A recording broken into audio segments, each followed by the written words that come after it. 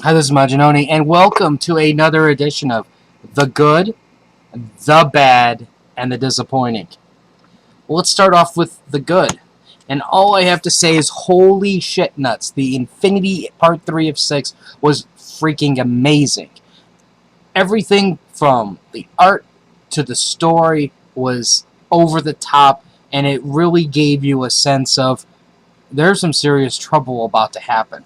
You have the builders launching the attack that decimates the command center, just wiping out, was it billions, millions of people, just like poof, like that, dead, all refugees.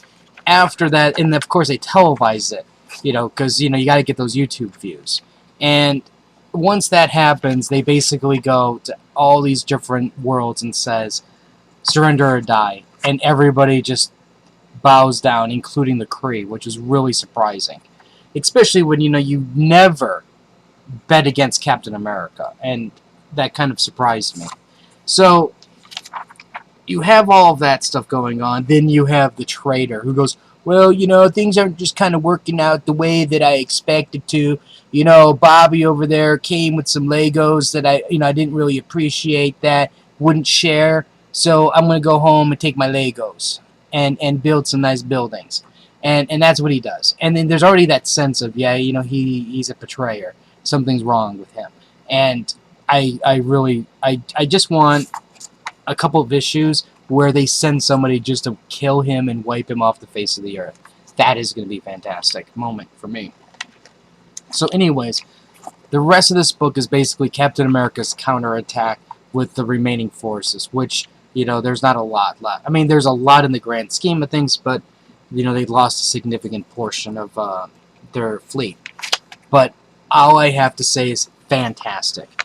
And it's how they tied everything together. It's not only do you have the battle in space, but they're tying it in with the rescue of the new universe characters, Starbrand, Night Mask, and those guys, and then you also get a little bit of what's going on Earth, in case that way you weren't getting those books.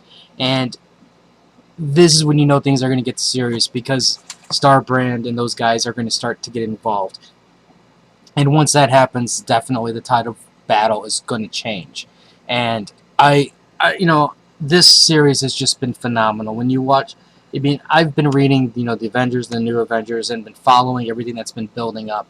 And I think that under normal circumstances, there is so much going on here.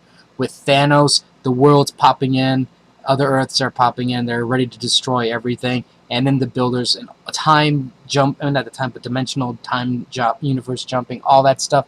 This is craziness on such a level where people just can't keep up with it. But Marvel is doing a phenomenal job at keeping everything straight and actually making it so this way, you can understand what's going on. You get a nice table of our cast. So this way, okay, these are the good guys, these are the bad guys. Out of the good guys, this is all the different factions. You get a nice little, okay, this is what's going on type bit at the beginning. And the crossovers are really good also, because you do get a nice added story as to what happened. Phenomenal job. By far, this is my most entertaining book that I've read today so far. The bad. Battle of the Atom. I'm sorry, Bendis, I have to call it like it is. It's this. I'm going to put it to you this simply. At what point do the superheroes get you cannot keep the old X-Men in their current time period? The old X, I mean, sorry, the new, the young X-Men. Their argument is, well, things don't turn out great for us, so we want to make a difference now. Well, you know what? You're making a difference after everything happened. So that's the wrong approach. You have to go back into time and change things. But of course, if you change things, then you're going to negate all the stories and whatnot. So we can't even have that. So, but anyways, that's my problem, is you have too many people going, well, we can't really send one back. You have Warren going, well, I want to go back. I was outvoted. You have young Cyclops and Jean Grey going, I want to make a difference. And then you have Cyclops going, we should help him, we shouldn't help him. Then you have the White Queen, who's like going, well, I'm okay with you, Jean Grey, but until you started pushing around younger Jean Grey, now I'm going to have to step in and show you how a real telepath works. And I'm like, oh, that was like right out of wrestling right there. Like, remember, like Rick Rude, ladies, men, you better sit down, or sorry, fat ladies, sit down. So this way, the hot girls can, I can show those hot girls what a real man looks like. He pulls the towel and does his dance, and that's what that is. And I'm like, are you kidding me? I just don't understand, why is there this confusion? Because you can't. Just the fact that you have two Cyclopses standing in the same time period next to each other like that should be the clue that you can't let that happen. And the fact that if something were to happen to any of these characters now, it negates, people are going to start disappearing and time is going to unravel. Best thing to do, send them all back, whether they want to or not.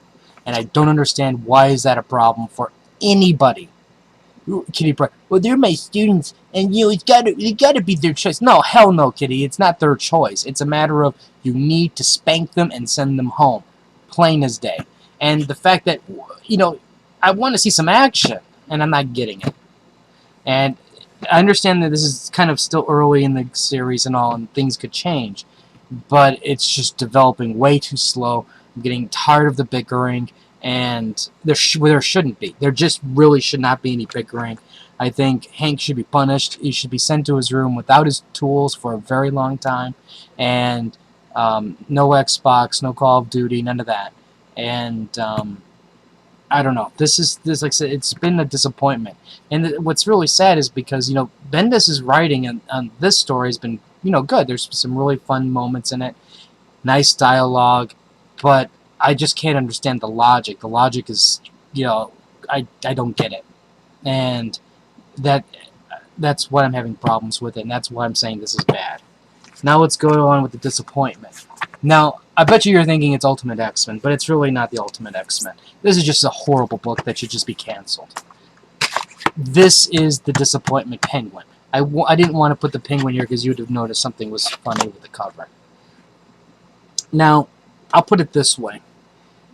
With the Villain Month, there are ways you could do this and make these titles so strong and really worth, the $3.99 that we're paying for, these covers, or I think they're $2.99 for the other ones. And that is, tell compelling stories that matter to the story at hand. And in some cases we get that, in other cases we don't. Now, the first one of these books that I read was Scarecrow. This is how you do it. The Scarecrow book was fantastic. They didn't give us an origin issue. They didn't care about what his deal is, what is all of his problems and daddy, mommy issues, none of that nonsense. This was basically the Scarecrow going around Gotham City to all the different leaders, saying, you know what? A war is about to brew, and since we don't have communications, I was sent to basically tell each one of you. Fantastic issue. It tells you key things. One, the state of the world of Gotham City. No sun, forever dark, you got no power. And then they're about to go to war with Bloodgate. And it also establishes the hierarchy. The Penguin is in charge. And then everybody else is carved off into nice little sections and happy. Fantastic read. I go to this, and I'm thinking, oh, this is going to be great, because this did such a phenomenal job at setting up Arkham War that this is going to fill in even more details. Nope.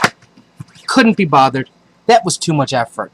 And as I'm reading this, I'm going, my God, this is just somebody who wants to tell a Penguin story just to explain how much of a badass the Penguin is and how petty he is going after everybody that bullied him in school. And I'm like, we already knew that. This was already covered by that Penguin miniseries that came out, was it last year? And that was a phenomenal read. We didn't need this book. This book is just a regurgitation of what we read in one single issue. What about Arkham? The war. This is what we needed to establish what's going on in the Arkham world and the war that's coming. Why didn't we have a story where the Penguin was setting up himself to be the leader, and how did they decide to carve everything up? You know, they touched about it here a little bit because the Riddler goes, "I just wanted the library." So why didn't you do that here with everybody else? Hey, Mr. Freeze, that's your world. Hey, you know, Two-Face, that's your section. Why isn't there a reference to where's the Joker type thing?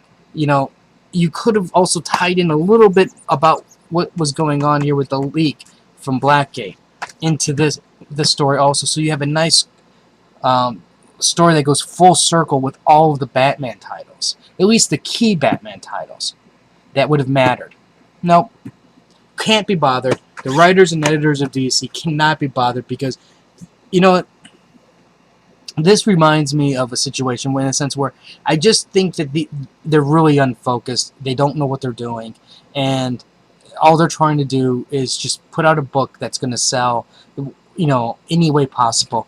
You know, this book shouldn't have sold much on its own, but what do? You throw this cover on it, and it sells twice as many copies, and that's a shame. That really is a shame that this is the state of DC. No, I bet you they don't even have a flow chart on how everything ties in. I guarantee you that's not even in existence. Anyways, that's my good, the bad, the disappointing. Let me know what you guys think. Was your good? What was your bad? And what was your disappointing? And we'll have more reviews later, like the Facebook link. Oh, damn it. Let me get you a code. Totally forgot about the code.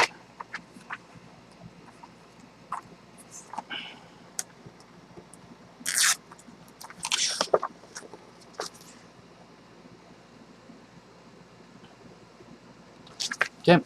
And if you have any comments or questions, write them below. Crunchyroll anime reviews. We got a new anime season coming up really shortly, and there's some really cool shows coming out. So, until next time.